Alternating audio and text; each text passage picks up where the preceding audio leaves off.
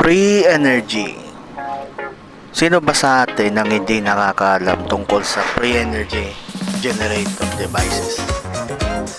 So, kalat na kalat to mga kaibigan sa YouTube. Miski sa Facebook meron to.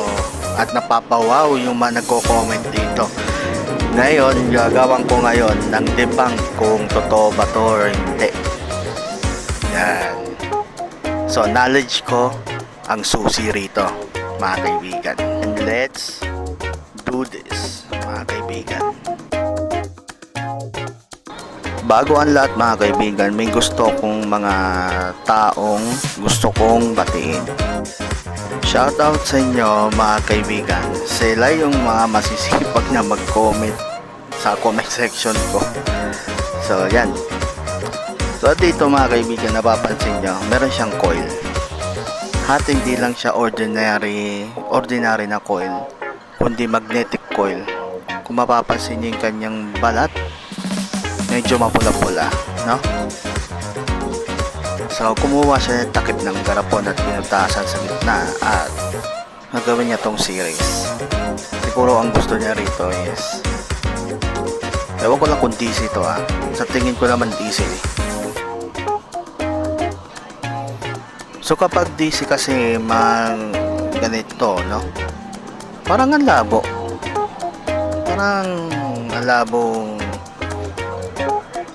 gumana yung mga DC na ganito. Mostly kasi nakikita ko AC po siya. Tapos i-convert lang into DC para ma-maintain yung power output mula do sa mga coil and magnets. Pero dito, tignan natin mga kaibigan, no? At dito nga mga kaibigan, naghihinang na po siya. Yan, no? Yung pang 100 watts pa yung soldering iron na ginamit niya. So malinis. Malinis tignan yung gawa niya, no? Kaysa dun sa mga gawa ko. Ayan. Ito naman yung lalagyan niya ng magnet. Ito kasi yung mga magnet na malalakas mga kaibigan. Kahit sabihin na natin yung agwat nila is 5 cm ang layo o kaya 10 cm, kaya nila mag-attract sa isa't isa. Kaya super strong to ang mga magnet. Buti nga hindi yan yun. Doon nga ako napaisip baka ewan ko kung magnet ba yun talaga, kasi pag ganun kasi ka-close yung naglalaban-laban yan. Tsaka kung kung stick glue lang ay talagang matatanggal sila sa pagkadikit. So dito mga kaibigan, gumamit siya ng epoxy. Yan, clear na epoxy ng ginamit. So panoorin natin.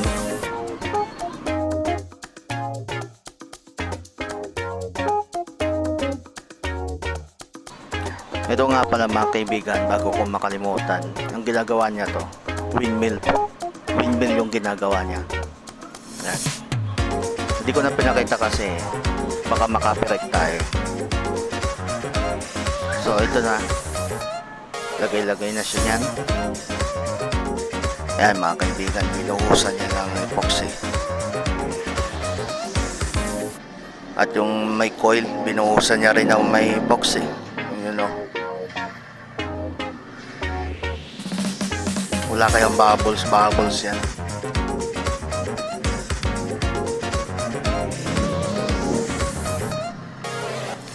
Okay, wait lang daw ng 24 hours. Matagal-tagal din.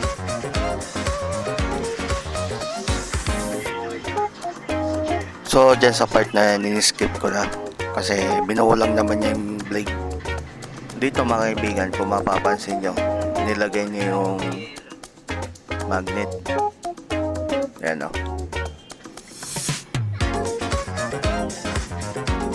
Tapos naglagay na rin siya ng glue.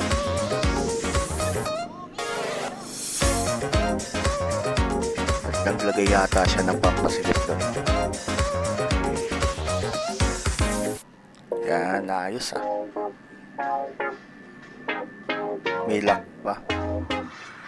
At dito nga mga kaibigan, inassemble na niya yung windmill niya. Yun o, pinadurot niya. Sa wiring niya siya. Kapal ng wire niya. Ay, ano pala yun. Bali, ano pala yun. Cover lang pala. Bali, yung wire niya pala is dalawa. Makapal lang yung pagkakabalot. At dito mapapansin nyo ano siya, circuit board. So inverter siguro yan, modified sine wave. Tsaka mga kaibigan, malabo maging pure sine wave yung gano'n. Ang lit lang. Tapos isa lang yung transformer, may dalawang MOSFET.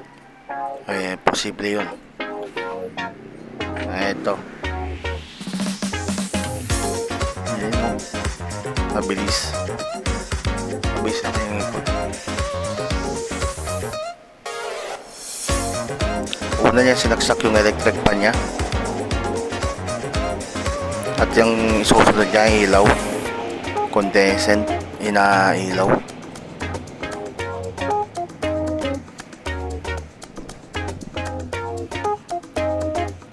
Ayos. Yung humina yung ano niya, you know, namatay naman. Okay ah.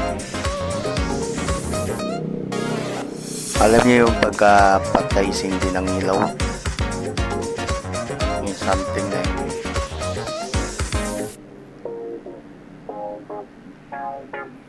Agad-agad kasi namamatay yung ilaw mga kaibigan. Dapat ano yan yung simula sa maliwanag, padilim ng padilim, dapat ganun nangyayari.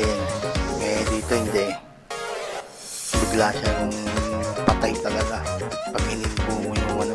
Galing yung timing nito. Hindi ako mapapaniwala sa ganito lang mga kaibigan. Ang masasabi ko sa windmill niya, hindi siya makakapag-generate ng ganyang kalakas kasi yung coil pa lang, wala siya yung metal plates, wala siya yung mga metal plates dun sa ano, sa gitna, yung parang iniikutan ng mga wiring. Although kahit wala naman yung metal plates na yun sa gitna, nakakapag-generate pa rin pero mahina. So hindi niya kayang buhayin yung inverter niyan. Kung sakaling mabubuhay man, biglang babagsak yung power ng inverter. Means 0 volts pa rin ang labas. So yan mga kaibigan, bahala na kayong umbusga dyan.